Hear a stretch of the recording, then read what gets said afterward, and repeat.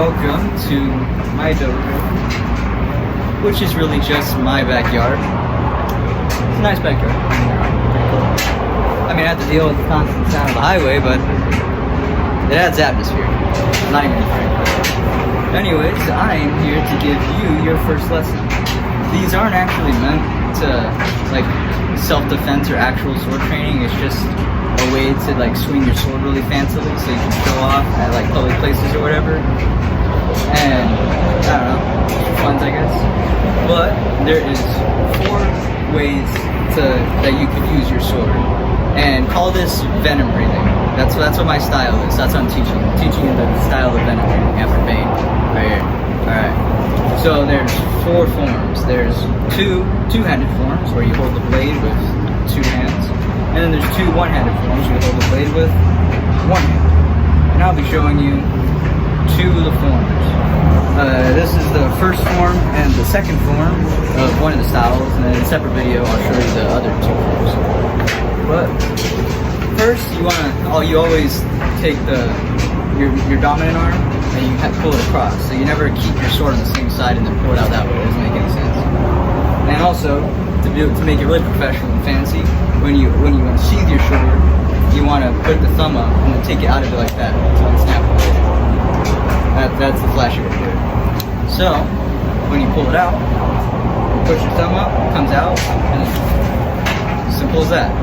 What you do with this, normally it's on a little thing right here on your belt, so you're not really holding it. Well, I don't have that, so just throw it aside, I guess.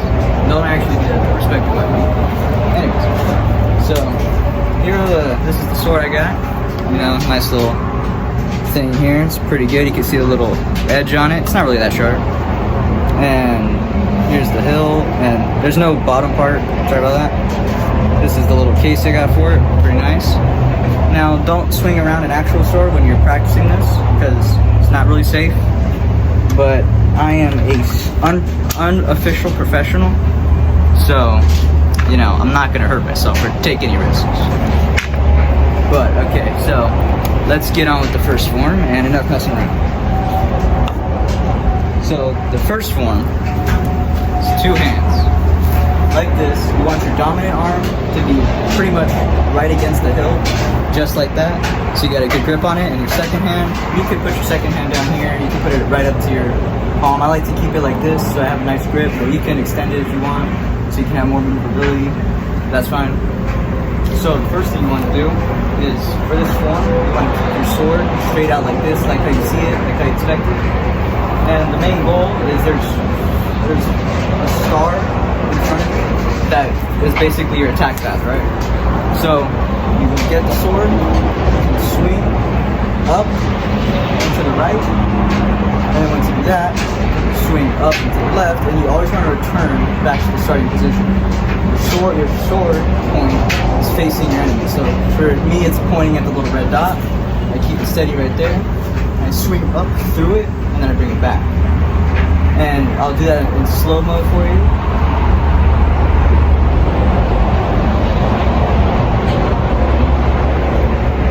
There you go.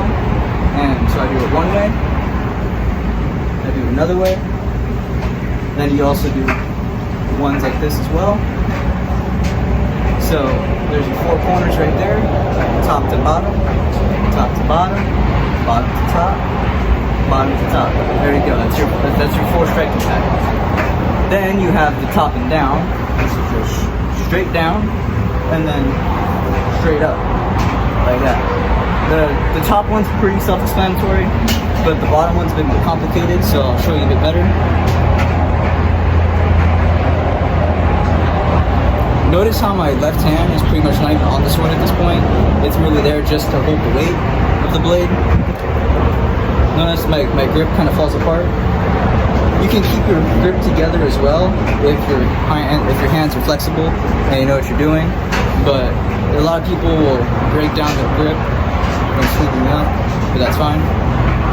And that's basically how you attack. So bottom to top, bottom to top, top to bottom, top to bottom, down and up. There you go. Let me point this way so you get another view. Bottom to top, bottom to top,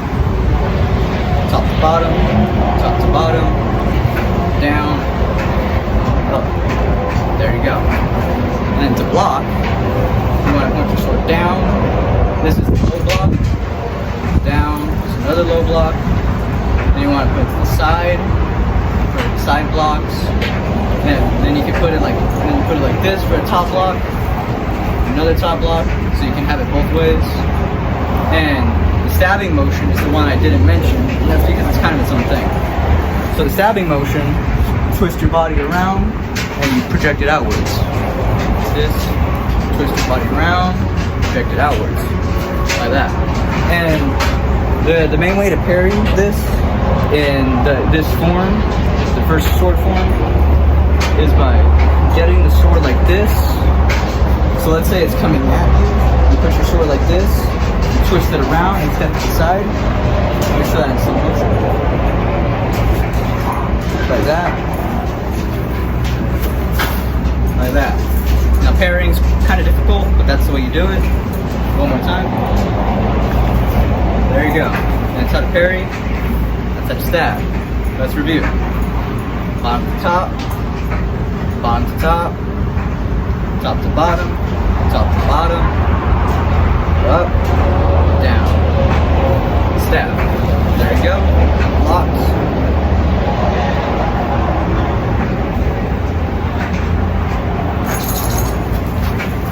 There you go. Now that is the basic sword form, first form. But then you could also do one-handed as well. Bottom to top, bottom to top, top to bottom, down, up.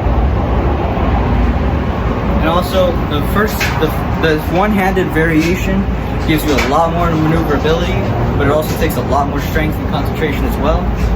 So if you're a bit weaker and you're a bit new and you don't really know much about swordplay, then I suggest going only two hands first and then working your way up to the first hand. But if having to hold two hands around and swinging the sword around is a bit too uncomfortable and you need a bit more freedom with your movements, then the one-handed is definitely a good variation.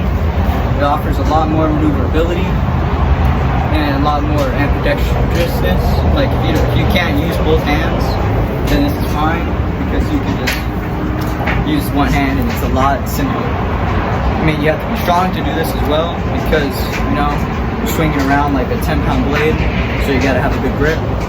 Make sure not to drop this as well because you don't want to like cut off your own foot, you know.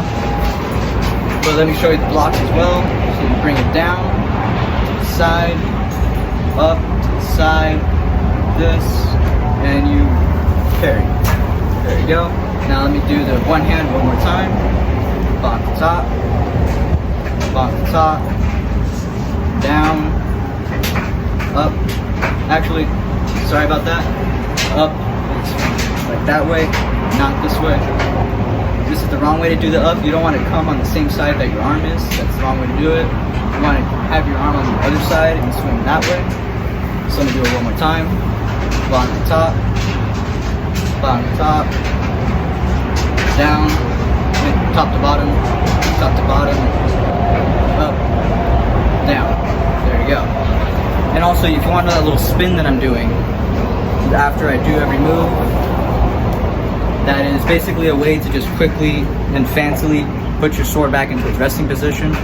So in order to spin your blade as such, you want to have your hand out, and you want to let your blade fall, and you want to have it resting in this position. Then you want to bring your blade back up with a flat hand still, and then grab it. So when you do it all in one fluid motion, the blade basically moves itself and all you're doing is slightly twisting your hand. So let me do it slow-mo one more time. Slow-mo one more time. Fast.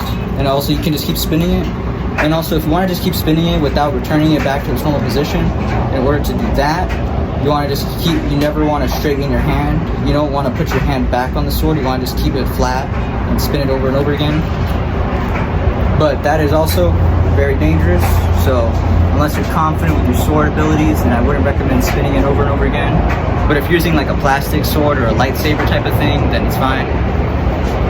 So let's review everything we've learned so far. Get your grip, bottom to top, bottom to top, top to bottom, up, down, and stab.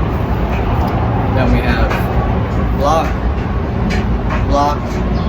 block, block, block, block. We have parry. Then we have block on top, block on top, top to bottom, down, up, stab. Then we have block, block, block, block, block, block, and then parry. And then finally we have the spin. Then the continuous spin. And there you go. That is everything you need to know about forms 1 and 2 of the Venom Breathing style. I hope you learned something today. Peace.